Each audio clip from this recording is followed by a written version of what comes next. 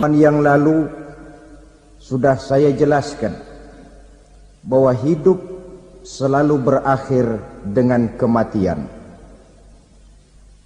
Apabila datang kematian menimpa seseorang, datanglah kiamat baginya. Itu yang disebut dengan kiamat kecil. Hakikatnya mati adalah perpindahan dari kehidupan di dunia ini menuju kehidupan di alam barzakh. Menunggu kita di alam barzakh sampai datangnya saat kiamat. Entah 10 tahun, entah 100 tahun, entah 1000 tahun, hanya Allah saja yang maha tahu. Adapun orang-orang beriman yang melakukan amal kebajikan dalam kehidupan di dunia ini, masa penantian yang lama di alam barzakh buat mereka sebentar saja.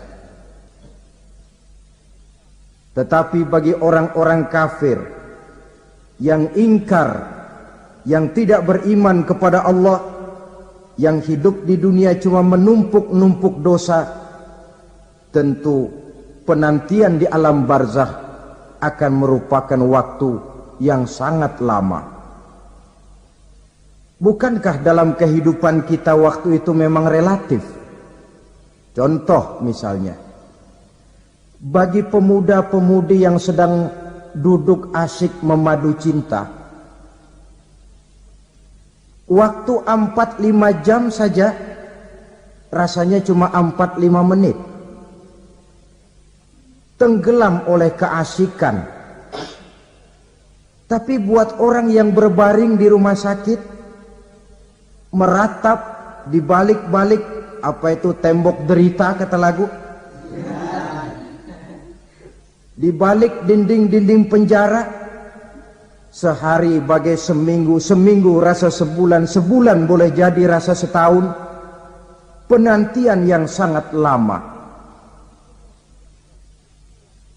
Kapan kiamat itu akan datang? Ini rahasia Allah. Jangankan kita yang orang awam, baginda Nabi sendiri tidak diberitahu oleh Allah kapan kiamat itu akan terjadi. Tetapi sungguh pun demikian, banyak hadis-hadis yang menjelaskan ciri atau tanda-tanda datangnya kiamat. Nah, kalau sudah bicara soal tanda, tanda kiamat itu ada 2. Pertama yang disebut alamatus sughra, tanda-tanda kecil. Ini waktunya masih ada tenggang. Ada yang dinamakan alamatul kubra, tanda-tanda besar. Artinya kiamat sudah diambang pintu. Apa tanda-tanda kecil dari datangnya hari kiamat itu? Misalnya kata Nabi, apabila ilmu sudah diangkat oleh Allah. Artinya apabila ulama sudah banyak wafat, minat orang belajar agama berkurang, lalu kebodohan nampak merajalela di mana-mana, zina dikerjakan secara terbuka, minuman-minuman keras jadi kebanggaan, itu termasuk di antara tanda-tanda kecil terjadinya hari kiamat. Apalagi misalnya iza waladatil ammatu rabbataha, apabila budak sudah melahirkan tuan. Apa maksudnya? Ada yang mentafsirkan apabila anak sudah bisa membudaki orang tuanya. Orang tua yang melahirkan dia, yang membesarkan dia, demi setelah si anak besar jadi orang berpangkat, bertitel, berharta, berkedudukan, jadilah orang tua itu budaknya. Sehingga sering dibilang kalau orang tua kaya, anak jadi raja. Tapi kalau anak yang kaya, orang tua sering jadi budak. Apalagi munculnya fitnah yang bergelombang, timbul perang antara dua bangsa yang besar, waktu berjalan terasa sangat pendek sekali. Itu merupakan tanda di antara tanda-tanda kiamat. Termasuk di dalamnya sulit membedakan mana laki, mana perempuan. Kan kalau tanda-tanda kayak begini sekarang sudah banyak kita lihat kan. Ulama banyak wafat, penggantinya sulit. Zina dikerjakan berterang-terangan, minuman keras jadi kebanggaan. Banyak anak membudaki orang tuanya, sulit membedakan mana laki, mana perempuan. Kadang-kadang dari belakang kita lihat perempuan bener, begitu kita colek nengok jenggotan.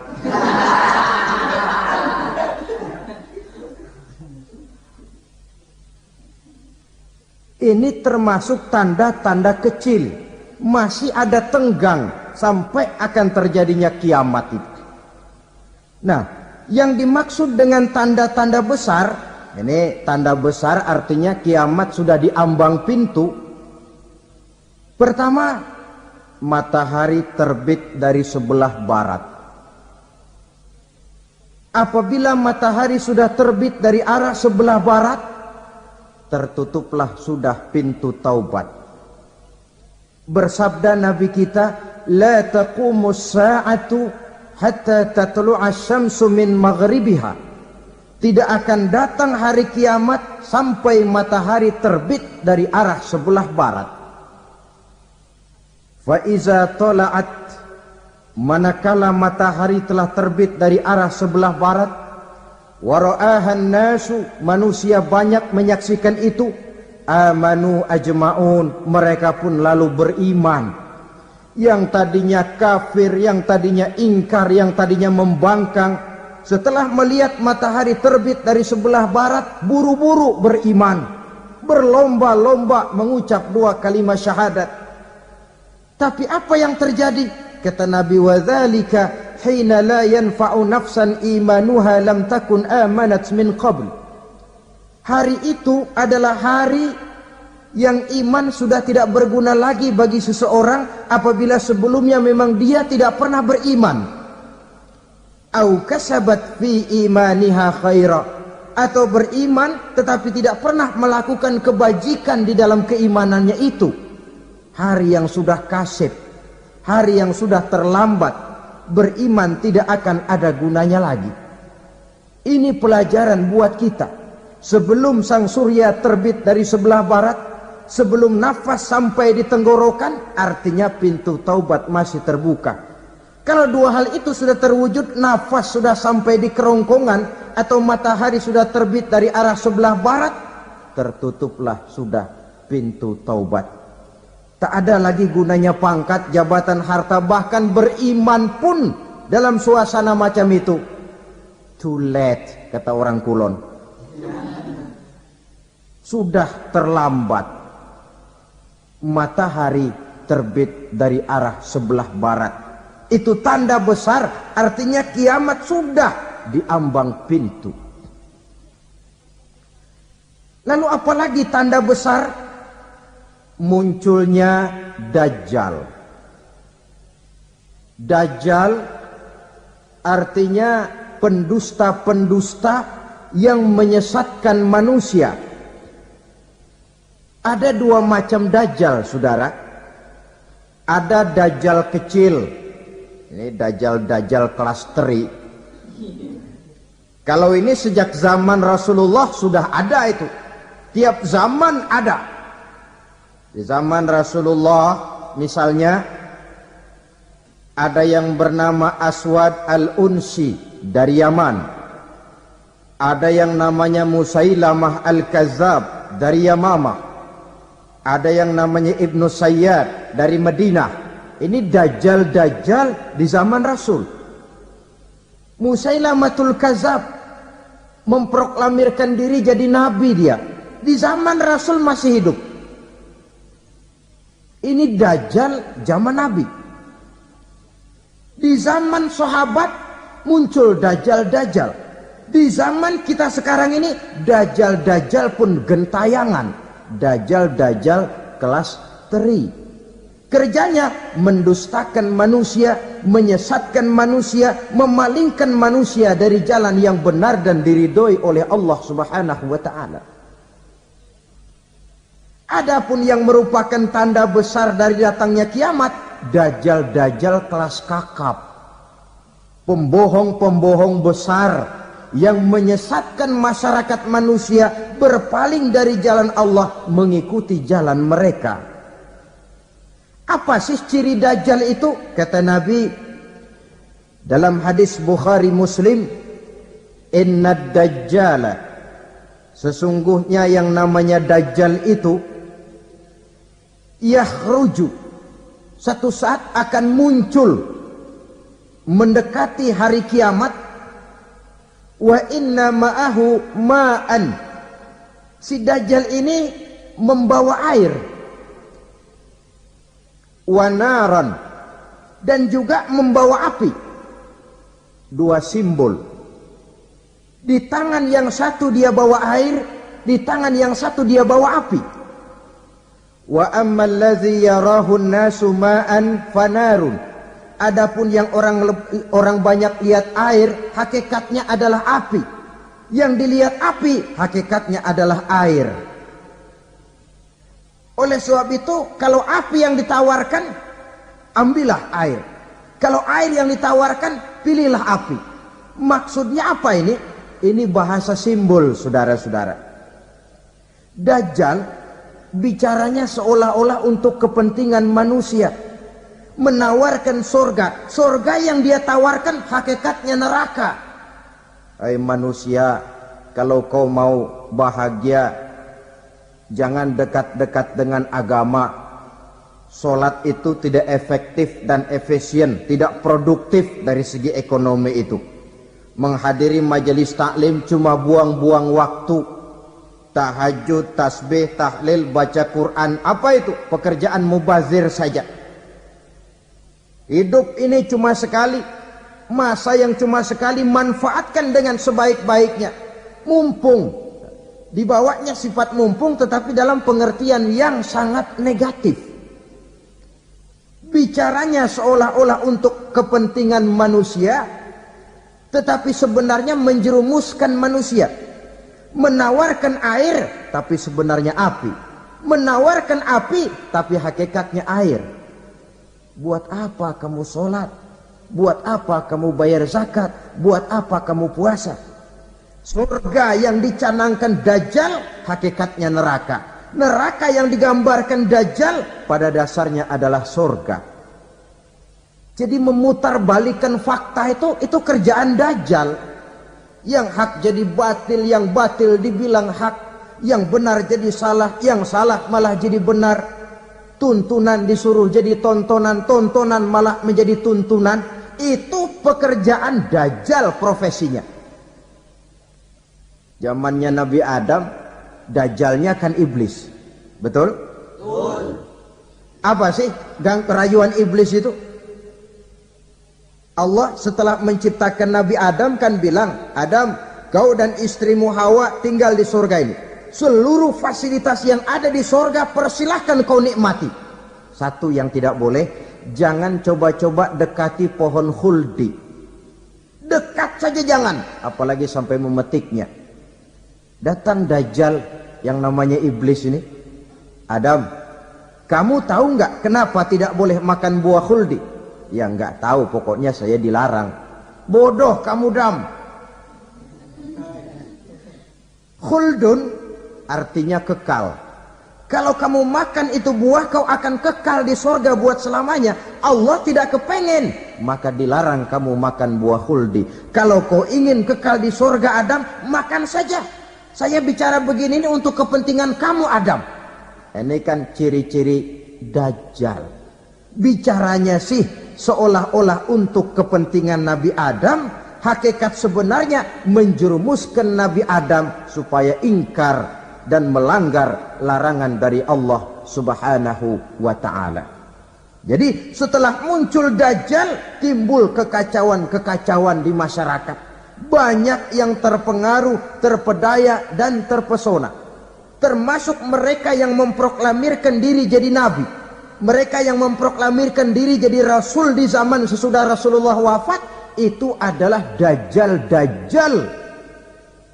Maka saya ingatkan, kalau di zaman kita sekarang ini ada orang ngaku jadi nabi, ada orang ngaku jadi rasul, biar bahasa Arabnya kental, Quran hafal, hadis ribuan hadis hafal, biar pakai serban sampai menyengser ke tanah, bahasa Arabnya fasih, tapi dia mengaku jadi nabi, jadi rasul, kita umat Islam wajib tidak percaya.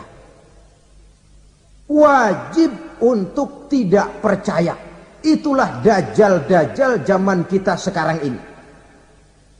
Tidak mustahil mereka datang mempengaruhi orang-orang awam supaya berpaling dari Rasulullah, mengikuti mereka.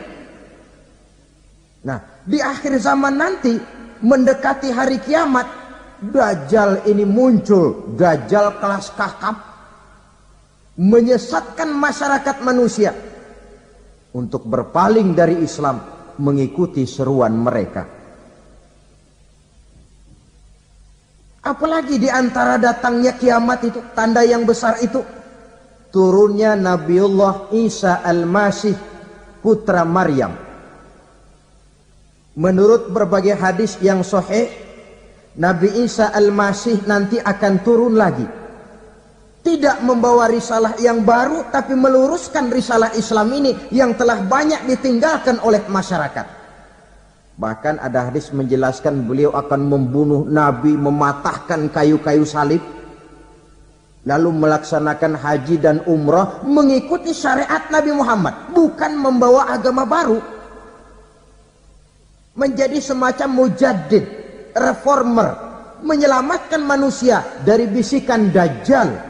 Bahkan ada riwayat yang menjelaskan bahwa Nabi Isa berhasil mengalahkan dajjal, mengembalikan masyarakat manusia kembali kepada ajaran Islam yang datang dari Allah, dibawa oleh Rasulullah sallallahu alaihi wasallam. Dengan kata lain, turunnya Nabi Isa bukan sebagai nabi dan rasul baru, tetapi mengikuti syariat Nabi kita Muhammad sallallahu alaihi wasallam. Saudara hadirin, ibu-ibu hadirat yang saya hormati, kemudian apalagi di antara tanda-tanda besar akan datangnya kiamat itu? Keluarnya asap atau awan. Kata Nabi, inna min asrati sa'ah dukhanan yamla'u ma bainal masyriqi wal maghrib. Di antara tanda-tanda kiamat, munculnya awan atau asap yang memenuhi antara langit dan bumi. Ini pun diperkuat dalam surah Ad-Dukhan ayat 10. Fartaqib yauma ta'ti as-sama' bidukhanin mubin fayughshan nas hadza azabun alim.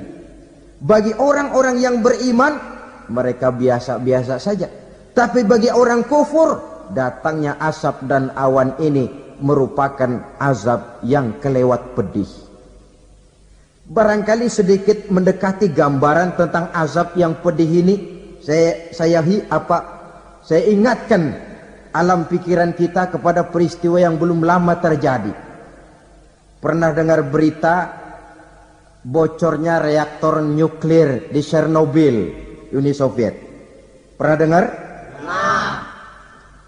Bocornya reaktor nuklir di Chernobyl yang mengakibatkan ratusan bahkan sangat mungkin ribuan nyawa. Cuma satu reaktor. Bagaimana kalau seluruh cadangan nuklir yang dimiliki oleh para negara adik kuasa ini diledakkan? Bahkan yang konon menurut catatan, cadangan nuklir yang dimiliki bersama oleh Amerika dan Rusia sekarang ini sudah sanggup memusnahkan 6 miliar manusia. 1,5 kali lebih banyak dari jumlah manusia yang nongkrong di permukaan bumi ini. Saudara-saudara hadirin yang saya hormati, lalu saat mendekati hari kiamat, apalagi tandanya? Setelah Nabi Isa wafat, pada saat turunnya yang kedua kali, Lalu Allah meniupkan angin sejuk. Semua orang-orang beriman, orang-orang baik wafat. Sehingga penghuni bumi ini cuma tinggal lagi terdiri dari orang-orang kafir. Tidak ada lagi di bumi ini yang bisa mengucapkan Allah. Sehingga dalam hadis qudsi itu ada keterangan, Innallaha azza wa jalla yaqulu li Israfil. Allah pernah pesan kepada malaikat Israfil. Kata Allah, Israfil, Iza sami'ta qailan yaqul Allah Allah fa akhirin nafakh 40 sanatan ikraman liqailiha. Hai Israfil, apabila kau dengar di permukaan bumi masih banyak orang yang mengucapkan Allah Allah, maka tunda sangkakala kiamat itu 40 tahun. Untuk apa? Ikraman liqailiha, menghormati orang yang mengucapkan Allah Allah itu. Wah, jadi karena sekarang masih banyak yang mengucapkan Allah, besar hatilah kita, masih jauh kiamat itu. Tapi jangan lupa, kiamat pribadi, kiamat kecil itu yang gak kita sangka-sangka. Ajal datang mencabut nyawa, itu kiamat pribadi. Dan itu yang pasti kita hadapi. Dan itu yang membuat kita tidak boleh bersikap main-main di dalam kehidupan sekarang ini. Saudara hadirin yang saya hormati, tidak ada lagi orang-orang muslim. Seluruh penduduk dunia ini kafir. Lalu terciptalah struktur sosial yang berlandaskan prinsip hidup semau gue.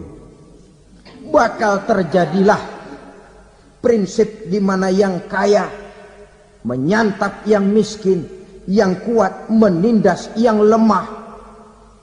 Hidup sudah bagaikan di rimba belantara. Berlaku hukum rimba, siapa yang kuat dia yang menang, siapa yang lemah menjadi mangsa. Timbul kekacauan, maksiat merajalela, munkarat menjadi-jadi. Sehingga isi bumi ini penuh dengan segala macam perbuatan dosa. Tidak ada perlunya lagi alam diperpanjang temponya. Datang saat yang sudah dijanjikan oleh Allah Azza wa Jalla, maka terjadilah yang disebut kiamat kubra, kiamat besar, kiamat hancur-hancuran. Bagaimana kejadian ini dimulai? Dalam surah Az-Zumar ayat 68, Allah subhanahu wa ta'ala berfirman, wa nufikha fis suri fasa'iqa man fis samawati wa man fil ardi illa man sya'allahu. Maka manakala ditiuplah sangkakala, terkejutlah seluruh yang ada di langit dan seluruh yang ada di bumi. Bila saat kiamat datang, Allah perintah malaikat Israfil, Israfil, tiup sangkakalamu. Ditiuplah sangkakala oleh malaikat Israfil. Yang akibat daripada tiupan itu, seluruh yang ada di langit, seluruh yang ada di permukaan bumi terkejut. Yang ada di langit siapa? Malaikat kan. Bayangin aja kalau malaikat kaget, apalagi kita. Terkejut seluruh makhluk yang ada di bumi, yang ada di langit mendengar suara sangkakala itu. Bunyinya tidak sanggup kita bayangkan dahsyatnya. Ledakan nuklir, ledakan neutron, belum apa-apa ketimbang bunyi sangkakala malaikat Israfil ini. Nah, lalu mendengar bunyi sangkakala ini, gemparlah makhluk, kacaulah alam. Bumi gempa, planet-planet bertabrakan, gunung meletus, air laut tumpah ke darat, angin topan bertiup, halilintar menyambar. Lalu semua yang bernama hidup mati total. Mati bareng tanpa persiapan. La haula wala quwata illa billah. Saya kadang-kadang dalam tafakur bermohon, ya Allah, mudah-mudahan saya enggak nemuin kiamat beneran. Ngeri. Tidak bisa kita bayangkan macam apa suasana seperti itu. Allah saja banyak memberikan gambaran, misalnya Al-Qari'ah, wa mal qari'ah, wa ma adraka mal qari'ah. Kejadian yang menggemparkan. Tahukah kamu apa kejadian yang menggemparkan itu? Yauma yakunun nasu kal farasil mabsus wa takunul jibalu kal ihnil manfus. Pada saat itu manusia berterbangan bagai kupu-kupu. Gunung berterbangan seperti kapas ditiup angin. Gunung saja macam kapas, konon lagi manusia. Kematian total, mulai semut sampai gajah mati, jin mati, iblis mati, malaikat mati. Malaikat saja mati. Saudara hadirin yang saya hormati, kematian total yang tanpa persiapan. Orang bilang, Pak, kalau mati bareng begitu yang repot malaikat maut dong ya. Cabut sana, cabut sini. Itu kalau menurut logika kita, mestinya begitu menurut logika. Tapi logika juga yang bilang nggak perlu serepot itu. Sebab untuk mematikan listrik di wilayah DKI, di wilayah Jakarta, nggak perlu tiap rumah didatengin matiin ya lama. Cukup dari kantor pusatnya saja PLN tekan satu tombol, gelaplah seluruh Jakarta. Saudara hadirin yang saya hormati, kematian total. Lalu setelah kematian total, planet-planet juga mati, dalam arti tidak bergerak dan beredar. Angin mati, dalam arti tidak bertiup. Air mati, dalam arti tidak ada riak gelombang. Pokoknya semua mati. Kullu nafsin za'iqatul maut. Semua yang bernafas mati. Dalam ayat lain, kullu man 'alaiha fan. Semua yang ada di permukaan bumi fana. Yang kekal cuma Allah subhanahu wa ta'ala. Yang paling belakang mati, malaikat maut dan malaikat Israfil. Tapi mati juga sesuai dengan janji Allah. Menurut hadis Bukhari Muslim dari Abi Hurairah, masa tenggang waktu antara kematian total pada tiupan sangkakala pertama dengan proses kebangkitan pada tiupan sangkakala kedua 40 lamanya. Tidak dijelaskan oleh Abi Hurairah 40 jam, apa 40 hari, apa 40 tahun. Hadis-hadis cuma menyebutkan 40 saja. Sunyi alam, yang tinggal cuma Allah saja lagi. Ketika itu Allah berseru-seru, katanya, limanil mulkul yauma. Siapa para penguasa hari ini? Mana itu raja-raja dan penguasa yang dulu mengaku jadi Tuhan? Fir'aun. Mana Fir'aun sekarang? Yang dulu jadi raja, merasa berhasil, sombong, lalu tidak mau turun-turun dari kekuasaannya, sampai kepada puncak kekurang ajarannya mengangkat diri jadi Tuhan. Mana itu Fir'aun? Namrus. Mana sekarang Namrus? La ilaha illa ana. Ternyata tidak ada Tuhan lain selain daripada aku, kata Allah. Proses kemudian, saudara-saudara, turunlah hujan dari langit. 40 lamanya hujan itu. Tidak jelas juga 40 jam apa 40 hari. Setelah air turun membasahi, datanglah tiupan sangkakala yang kedua. Semua yang bernama mati bangkit dari kuburnya masing-masing. Ini yang disebut yaumul ba'tsi, hari kebangkitan. Allahu Akbar. Pada saat kita bangkit dari kubur kita masing-masing, kumpul di padang mahsyar namanya. Bayangin aja, saya sendiri nggak sanggup bayangin. Manusia sejak zaman Adam sampai zaman kiamat kumpul bareng di tempat sama. Berapa banyaknya itu?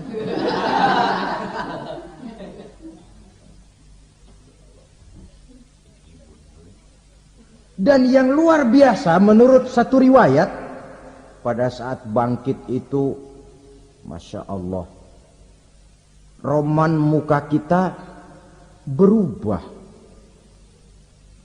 disesuaikan dengan amalan kita waktu di dunia ini. Barang siapa yang waktu di dunia amalannya itu amalan tikus, di akhirat nanti dia bangkit dari kubur, mukanya seperti muka tikus. Gagah betul badannya, tapi mukanya seperti tikus. Kenapa? Amalannya waktu di dunia seperti amalan tikus. Apa amalan tikus itu? Suka ngegeragoti barang yang sudah disimpan rapi-rapi. Orang sudah simpan uang rapi-rapi, simpan perhiasan rapi-rapi, digeragoti oleh tikus. Maling-maling, pencoleng-pencoleng, koruptor-koruptor, itu nanti di akhirat nanti kita lihat mukanya seperti muka tikus. Oh, ini waktu di dunia suka nyolong, mukanya seperti muka tikus. Barang siapa yang waktu di dunia ini amalannya itu amalan macan, dia akan bangkit nanti mukanya seperti muka macan. Apa amalan macan? Macan itu amalannya menang-menangan. Orang yang mau menang saja nggak mau mengalah. Coba lihat di hutan. Kenal hutan nggak? Nah.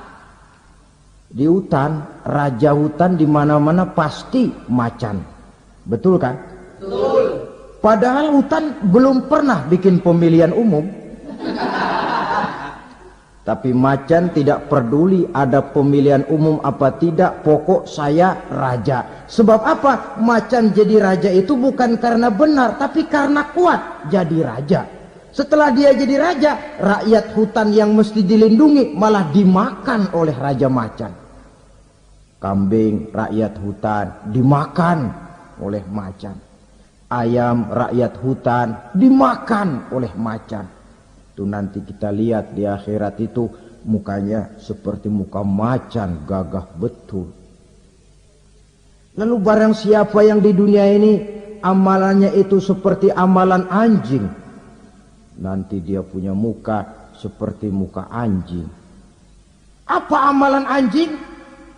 Pertama, anjing itu kalau disuruh jaga rumah, dia tidak bisa membedakan mana maling, mana tamu. Biar yang datang maling, kalau bawa tulang, anjing kalem. Yang kedua, anjing itu akan setia kepada siapa saja yang memberinya roti. Siapa yang memberinya roti, itulah majikannya. Apa kata majikannya, pasti dia laksanakan. Soal benar atau salah, dia tidak peduli. Setelah anjing dapat roti, dia tidak punya pilihan lain kecuali bilang, abdi mah kumaha juragan wae ayeuna mah.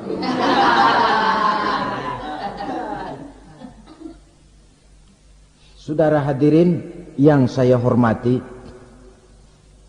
berkumpul di padang mahsyar, tiap orang sibuk dengan persoalannya masing-masing. Matahari waktu itu didekatkan oleh Allah. Panas luar biasa.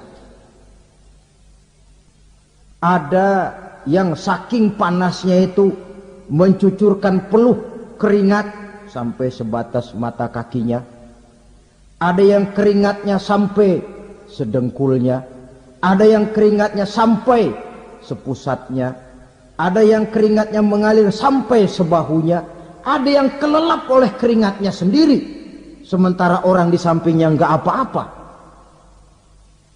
Bergantung lagi amalan dia waktu di dunia ini. Saudara-saudara,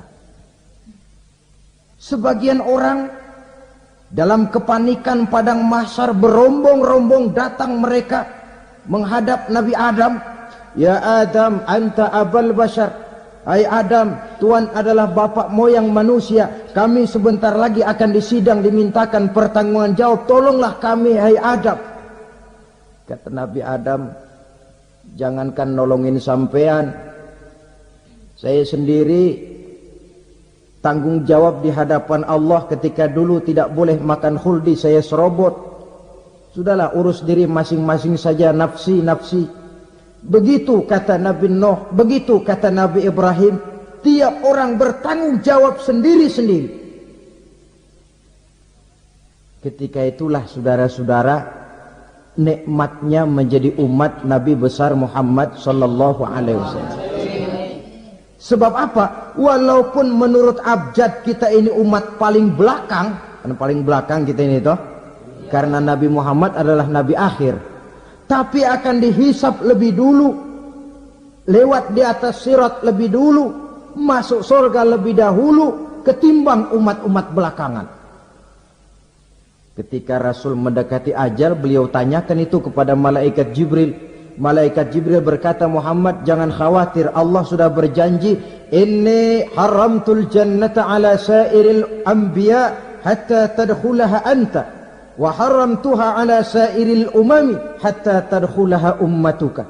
Surga aku haramkan buat seluruh nabi kecuali kalau engkau Muhammad sudah masuk ke dalamnya, dan surga aku haramkan buat seluruh umat kecuali kalau umatmu Muhammad sudah masuk ke dalamnya. Logikanya, walaupun menurut abjad kita umat paling belakang, bakal dihisap paling dulu, lewat di atas sirat paling dulu, masuk surga paling dulu, kalau mampir ke neraka juga paling dulu. Ya resiko. Jangan mau enaknya aja paling dulu. Saudara hadirin yang saya hormati, setelah masa kebangkitan itu jangan dikira begitu bangkit langsung diperiksa, masih menunggu menanti ribuan tahun perhitungan padang mahsyar untuk sampai kepada proses yang disebut yaumul hisab, hari perhitungan. Seorang demi seorang bakal dipanggil. Bayangkan saja, kita se-RT saja di absen, kadang-kadang perlu waktu lama. Ini manusia sejak zaman Nabi Adam sampai datang hari kiamat, satu demi satu disidang di hadapan Qadhi Rabbul Jalil. Status sosial copot sudah waktu itu. Yang pernah jadi hartawan di situ tidak lagi kelihatan kehartawanannya. Yang pernah jadi jenderal tidak lagi dipanggil jenderalnya, yang ustadz tidak lagi dipanggil al-mukarramnya. Seluruh status sosial selesai. Dipanggillah kita seorang demi seorang menghadap Qadhi Rabbul Jalil. Bagaimana proses penghisaban itu? Pertama, proses tanya jawab.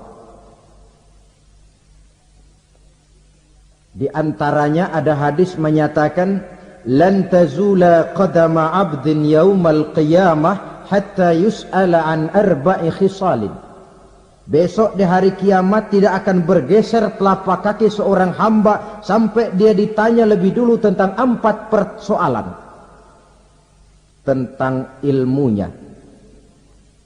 Kemana ilmu itu diamalkan? Tentang umurnya. Di mana umur itu dihabiskan? Tentang masa mudanya. Kemana masa muda itu dipakai? Tentang hartanya. Dari mana harta itu didapat dan kemana harta itu dibelanjakan. Ini termasuk proses tanya jawab. Jadi kalau istilah pengadilan dunia, nama Fulan bin Fulan. Kamu waktu di dunia diberikan umur panjang untuk apa? Pernah mengalami masa muda, kemana kau habiskan masa remajamu? Kau diamanahkan ilmu, dengan apa ilmumu kau amalkan? Kau diberikan harta, dari mana harta kau dapat, kemana kau belanjakan? Tak seorang pun yang bisa mungkir. Sebab apa? Dikala itu yang menjadi saksi bukan orang. Yang menjadi saksi adalah seluruh anggota badan kita. Tangan bicara, kaki jadi saksi terhadap seluruh amalan yang pernah kita kerjakan pada saat kehidupan di alam dunia ini. Selesai proses tanya jawab, lalu diperlihatkan buku catatan kita waktu hidup di dunia ini. Jangan lupa Allah itu menyiapkan 2 superkomputer kepada kita. Sebelah ditempelin sebelah kanan, yang sebelah tempelin di sebelah kiri. Komputer itu namanya Raqib dan Atid. 2 malaikat yang apabila baik kita lakukan, refleks saja akan menulis kebajikan kita. Jahat kita kerjakan akan tertulis. Catatan itu nanti diperlihatkan kepada kita. Waduh, alangkah malunya pada saat diperlihatkan catatan kita, buku rapot kita merah melulu. Barangkali diperiksa sambil diomelin, brengsek lo. Buku merah melulu begini, bagaimana waktu hidup di dunia? Tidak cukup diperlihatkan buku catatan kehidupan, rekaman kehidupan.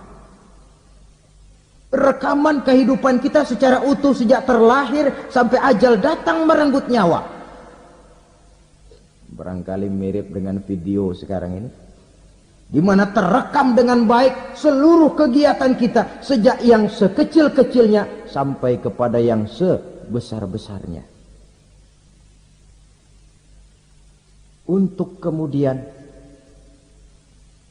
kita pun menerima balasan. In khairan fa khairun wa in syarran fa syarrun. Kalau baik ya baik balasannya, kalau jahat ya jahat juga balasannya. Catatan-catatan kita diberikan. Kalau banyak kebajikannya diberikan di tangan kanan dengan cara yang halus. Kalau banyak kejahatannya diberikan dari sebelah kiri atau dilempar dari belakang. Itulah sebabnya sejak di dunia ini kita sudah mohon kepada Allah. Ketika berwudu membasuh tangan kanan, apa kita bilang? Allahumma a'tini kitabi biyamini wa hasibni hisaban yasira. Ya Allah, berikan saya kitab di tangan kanan, dan kalau saya memang perlu dihisap, hisaplah saya yang seringan-ringannya. Tangan kiri berlindung kita kepada Allah. Jangan sampai diberikan kitab di tangan kiri atau dari arah sebelah belakang.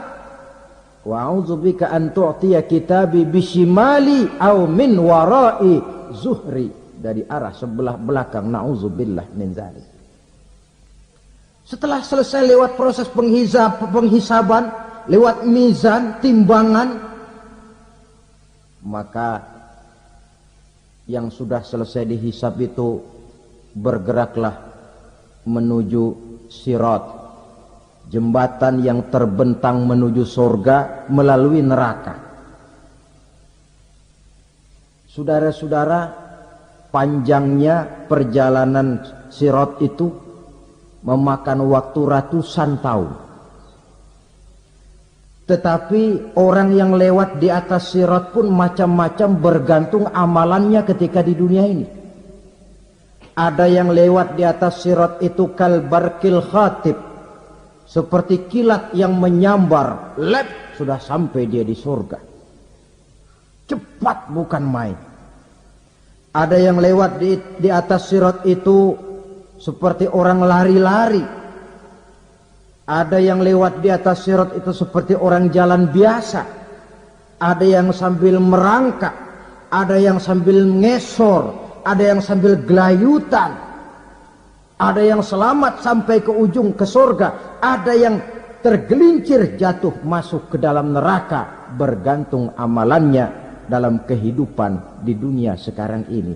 Tiap kita akan melewati yang namanya sirat ini.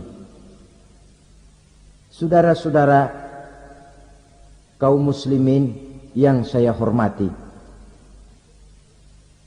dengan demikian mereka yang selamat melalui sirat sampai ke terminal akhir surga, mereka yang ketika dihisab ternyata banyak kejahatannya daripada kebaikannya, mereka singgah di dalam neraka. Nah, adapun orang-orang yang beriman menurut ayat Quran dan hadis Nabi itu nanti ada bermacam-macam. Ada orang beriman itu yang dimasukkan surga. Ada orang beriman itu yang dimasukkan ke dalam surga. Ada orang beriman itu yang disebut penduduk surga. Kenapa lain-lain, Pak? Karena waktu di dunia amalannya juga lain-lain. Ada orang beriman yang masuk surga. Ini paling murah tiketnya. Mau masuk surga? Kata Nabi begini, ma min abdin qala la ilaha illallah thumma mata ala dhalik illa dakhala al-jannah. Kalau seorang hamba sudah mengucap dua kalimat syahadat, dia yakin dengan kebenaran kalimat itu sampai matinya, orang itu akan masuk surga. Abi Dzar yang waktu itu diajak bicara heran, ya Rasul kok gampang betul? Iya. Walaupun orang itu mencuri, iya. Walaupun orang itu berzina, iya. Biar dia mencuri, biar dia berzina, kalau dia sudah mengucap dua kalimat syahadat, dia yakin dengan kebenaran kalimat itu sampai matinya, itu orang akan masuk surga. Jadi masuk surga cukup dua kalimat syahadat, yakin sampai mati, masuk surga. Itu perkara masuk. Tapi kalau pertanyaannya diterusin, masuknya kapan, Pak? Nah, ini lain lagi urusannya. Sebab ada yang masuknya itu langsung, ada yang mampir dulu. Di sana tempat cuma dua, kalau tidak surga, neraka. Mau ke surga tapi mampir dulu, yang mampirnya jelas di neraka.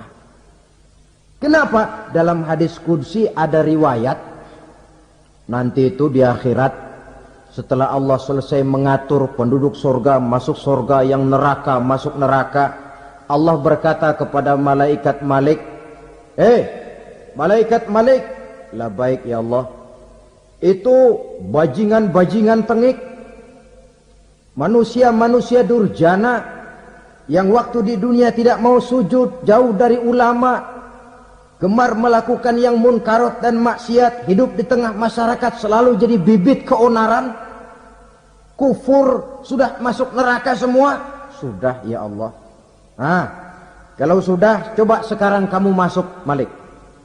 Saya, iya, masuk neraka. Mau apa ya Allah? Kata Allah, akhriju minan nar man kana fi qalbihi misqala habbatin min khardalin min iman. Kau masuk neraka, cari di dalam neraka orang-orang yang ada imannya walaupun kecil sebesar biji zarah, angkat mereka keluar. Masuk malaikat Malik ke neraka, cari orang yang ada imannya, korek-korek. Ya repot, udah pada gosong. Yang ada imannya diangkat ke atas, yang ada imannya diangkat ke atas, lalu dimandikan di Nahrul Hayat, namanya sungai kehidupan di akhirat nanti. Cakep lagi rupanya, bersih lagi wajahnya, apel di hadapan Allah.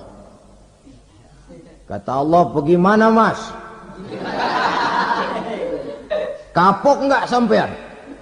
Kapok ya Allah. Nah, kalau kapok, idhab fadkhulil jannah, pergi masuk surga sana. Berangkat mereka ke surga, ketemu sama teman-temannya yang udah sampai lebih dulu, yang nggak pakai mampir lagi. Terjadi dialog, Kata teman-temannya yang udah pada nyampe duluan, Mas, iya, emang baru sampai? Saya baru sampai. Memang mampir di mana dulu, Mas? Kita sudah lama sampai di surga. Saudara buka surah Al-Muddatsir ayat 34-35. Masalakakum fis saqar? Kenapa kamu mampir di neraka Saqar? Qalu lam nakum minal musallin. Mereka menjawab, kami mampir di neraka Saqar, Mas, gara-gara dulunya kami waktu di dunia tidak pernah sholat. Tidak pernah sholat? Tidak pernah. Karena rumahnya dekat masjid. Cuma dekat doang, Mas. Sholat mah enggak saya. Enggak pernah ngasih makan fakir miskin, enggak pernah hadir di majelis taklim, pendeknya enggak pernah melakukan kebajikan, maka saya pun mampir di neraka Saqar. Untung betul saya punya iman, Mas, sedikit. Waktu hidup di dunia dulu saya pernah mengucap 2 kalimat syahadat, sekali-kalinya waktu mau kawin. Masya Allah. Untung saja kawin, kalau nggak kawin polos.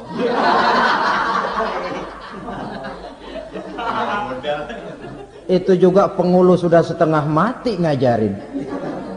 Asyhadu alla, asyaduaan, asyaduaan.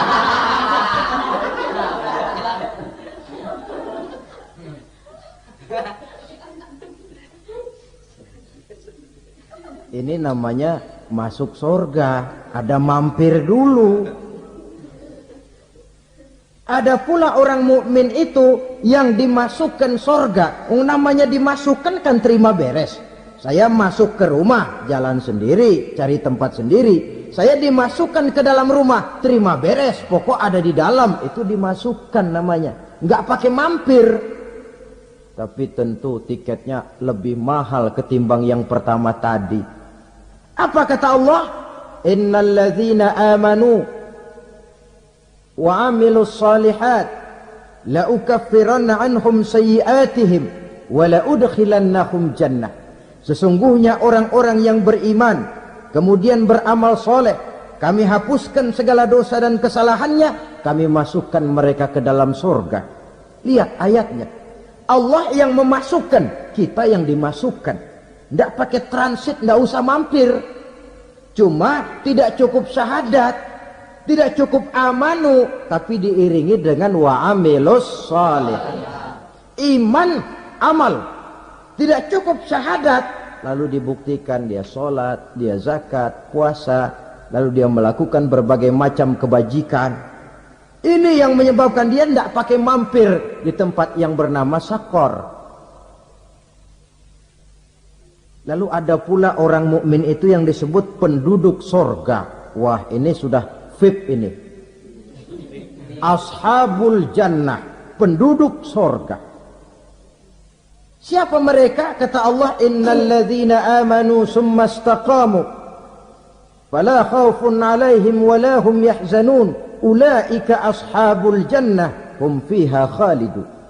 Sesungguhnya orang-orang yang beriman lalu istiqamah, tetap dalam melaksanakan perintah Allah, tidak goyah, tidak labil tapi stabil, istiqamah, mereka tidak takut dan tidak bersedih hati. Merekalah penduduk surga.